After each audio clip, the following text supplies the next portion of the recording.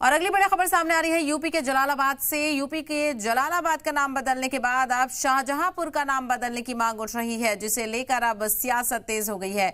UP सरकार ने जलालाबाद का नाम बदलकर परशुरामपुरी कर दिया है। वहीं सरकार के इस फैसले से फिलहाल यहाँ हिंदू तो बहुत खुश है, लेकिन मुस्लिम समाज के लोगों का कहना है कि नाम बदलने से उनकी पहचान खत्म होगी और तमाम दिक्कतों का सामना करना पड़ेगा।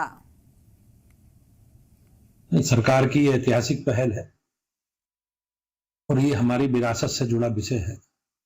भगवान परशुराम जी की जन्मस्थली है, तो ये हमारी आस्था से जुड़ा विषय भी है, हमारी विरासत है। और केंद्र सरकार ने माननीय प्रधानमंत्री जी के नेतृत्व में ये निर्णय लिया है।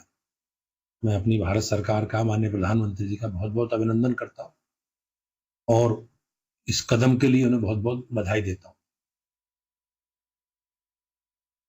होना चाहिए भैया, नाम चेंज होना चाहिए, बहुत ज़रूरी है। और प्रशासन से हम कहेंगे जल्द से जल्द शाहजहांपुर का नाम चेंज किया जाए।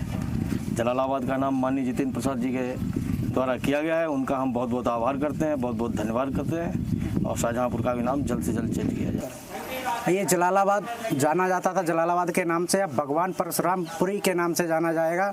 और यही नहीं, जिला शाहजहांपुर जो मुगलों को बसाया हुआ है, अब शाहजहांपुर भी मतलब शहीदों के नाम से जाना जाए, उसका भी नाम चेंज होना चाहिए। जैसा कि शाहजहांपुर नाम मुगलों के नाम से जाना जाता था और शाहजहांपुर का नाम पुराने इतिहास में शाहजीपुर है, तो अब हम सभी जनपद वासियों की ये मांग रहेगी, जिस तरह से बाबा परशुराम की जन्मस्थली का नाम परशुरामपुरी घोषित किया गया, ये हम लोगों के एक सपने का सच होना जैसा है। तो उस तरह से ही अब जनपद का नाम शाहजीपुर किया जाए, शहीदों के नाम पर किया जाए या शाहजीपुर किया जाए। इस मुगलों के नाम का टीका जिला शाहजहांपुर से हटाया जाए।